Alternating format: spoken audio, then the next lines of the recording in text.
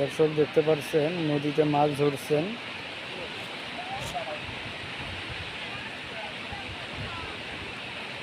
মুড় জাল দিয়ে মাছ ধরতেছেন, কত সুন্দর করে ফেলা হলো আপনারা দেখতে পাচ্ছেন।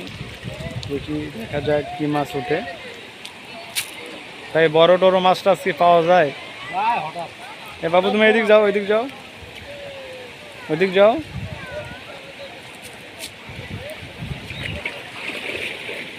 ভাই পানিতে নামলো, কারণ মুড় জাল যদি আটকে যাইতে পারে, এই জন্য উনি নিচ থেকেই জালটি তুলবেন। দেখা যায় কি মাছ ওঠে আর কি।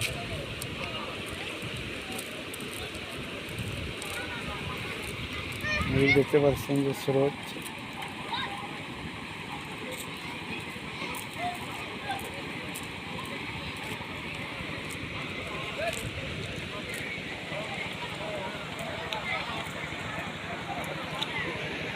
ভাই যে জাল তুলবেন, দেখি মাছ হয় ওঠে।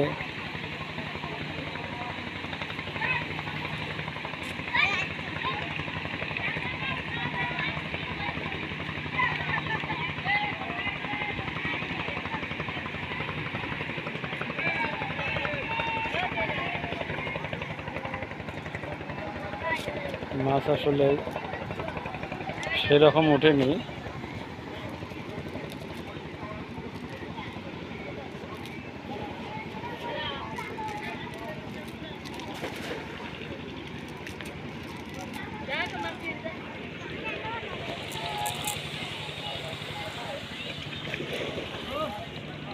নদী গাছে এদিক তোলো।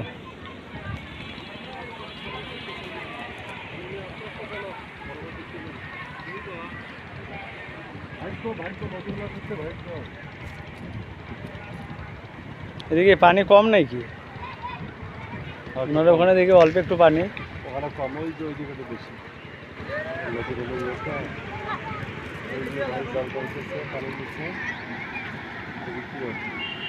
এখানে তো দেখি খালি পুঁটি মাছে বেশি ওঠে, বড় মাছও ওঠে। এবার ভাইটি ওখানে তলে পড়ে যায়। এই যে এখন মনে হয় একটা বড় মাছ পাওয়া গেছে। খড়িকাটি মাছ এদিকে আসো। দেখা যায় না তেমন, সেই মাছ। কালকে আমার রোমানের বাপে বললো খড়িকাটি মাছের কথা। সেই মাছটা এইটা না? এই যে খড়িকাটি মাছ দেখো, কালকে বেলা বলছে খড়িকাটি মাছ বলে রোমানে দেখেনি। আমি বললাম যে আমাদের ওইদিকে পাওয়া যায়। খড়িকাটি মাছটা বাইর হয়েছে না?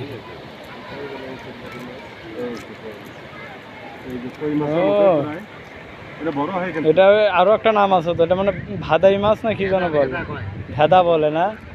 এগুলা বর্ষির মধ্যে এমনি আটকে থাকে।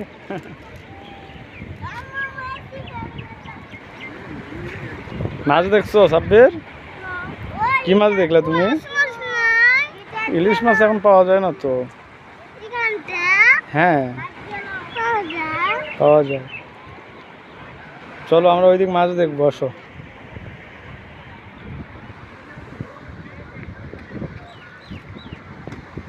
আসো সামনে আসো। এখানে অনেকেই মাছ ধরতেছেন, অনেকেই শখে মাছ ধরতেছেন, অনেকে জীবিকার জন্য মাছ ধরতেছেন। ছোট বড় সব ধরনের মাছ এখানে উঠছে। আসলে নদীতে মাছ ধরার মজা আলাদা। এখানে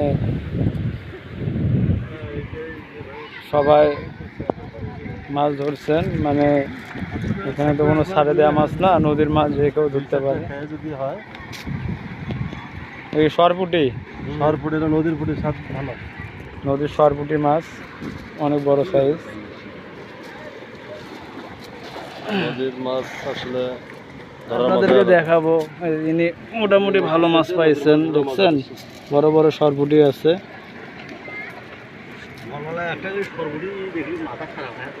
সকালে সকালে বড় ছিল না, এখন তো ওই যে অনেক মানুষের ইয়ে, তো এই কারণে সকালবেলা মাছ বেশি ছিল, এখন কম।